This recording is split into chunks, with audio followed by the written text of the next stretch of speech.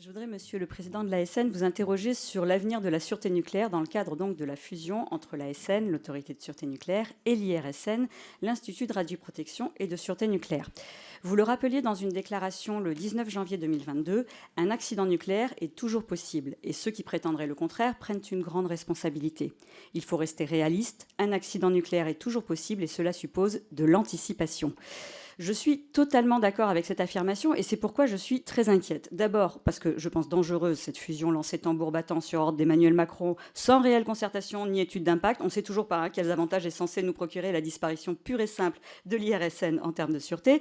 Mais je suis plus inquiète encore aujourd'hui. Rappelez-vous, les instances représentatives du personnel de l'IRSN et de l'ASN avaient mis en garde pendant les débats quant à la difficulté de tels changements, a fortiori dans un calendrier précipité et intenable.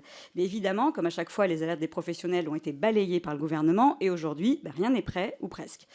Emmanuel Macron, avec sa dissolution ratée, a encore compliqué le calendrier et à 3 mois de l'entrée en vigueur de la fusion, aucun des 17 décrets d'application n'a encore été publié et les instances représentatives du personnel n'ont reçu qu'un pauvre organigramme non détaillé de la future ASNR, sans étude d'impact ni données plus précises. C'est pourquoi, la semaine dernière, ça a été dit, le comité social et économique de l'IRSN a émis un avis défavorable sur le projet d'organisation et a demandé le report d'1 an de la date d'entrée en vigueur de la loi, simplement parce que, justement, rien n'est prêt.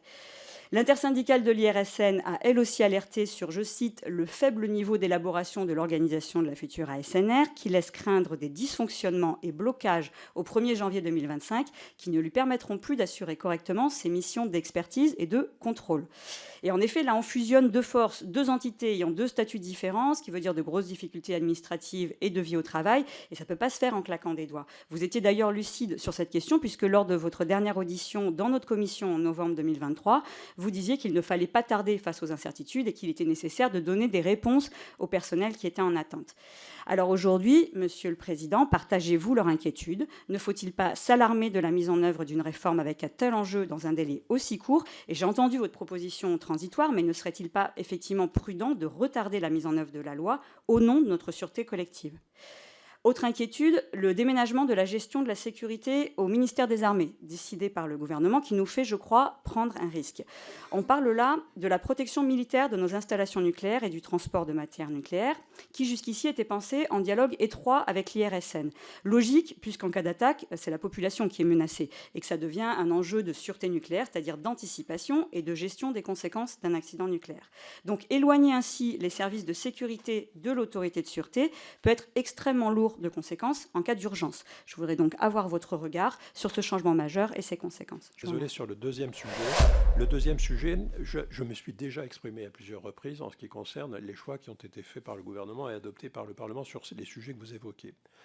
Quand je compare les situations de l'ASN par rapport à ses homologues à l'étranger, dans tous les pays occidentaux, les questions de sécurité et de sûreté des installations nucléaires civiles sont traitées par la même autorité. J'avais moi-même, dans le cadre des discussions sur le projet de loi, souhaité qu'il en soit ainsi dans le cadre de la réforme. Cela aurait supposé que l'expertise de l'IRSN sur les questions de sécurité des installations civiles, les actes de malveillance, la cybersécurité, soit dans la future autorité en termes d'expertise, voire qu'il y ait un rapprochement entre l'autorité ASN et l'autorité qui est aujourd'hui dépendante du ministère de l'Environnement, le haut fonctionnaire de défense et de sécurité sur ces sujets. N'est pas été suivi, mais je pense que, comme vous le soulignez, que c'est quelque chose qui n'est pas optimum.